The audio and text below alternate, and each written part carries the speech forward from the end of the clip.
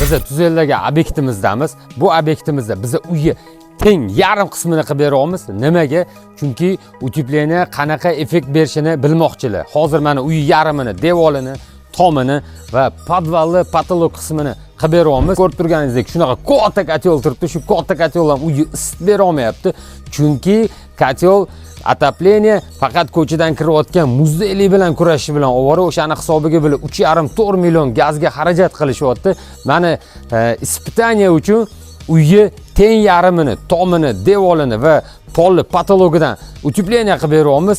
Akamiz inshaalloh effektni olishni boshladilar. 100% effekt olganlaridan keyin uyga butun hammasini utepleniya qilib beramiz. Biz hozir obyektimizda tom qismidamiz. Bu yerda mana ko'rib turganingizdek 2 qavat bazalt, 2 qavat membrana bilan utepleniya qilib beryapmiz. Bu arzonchi varianti. Qimmatchi varianti ham, arzonchi varianti ham bir xil utepleniya vazifasini bajaradi. Prosta nimaga biz bu yoqqa arzonchi variantini qildik? Cherdak bo'lgani uchun, bu yoqqa hech kim chiqmagani uchun o'shani hisobiga mana bazalt bilan chiroyli to'shab, ustidan membranalarni berdik. Endi ustidan reykel ozgina qoqib ukrepit qilib qo'yamiz. Shun bilan moshniy utepleniya bo'ladi. Agar sizga ham shunaqa sifatli utepleniya kerak bo'ladigan bo'lsa, Teplomasterga murojaat qiling.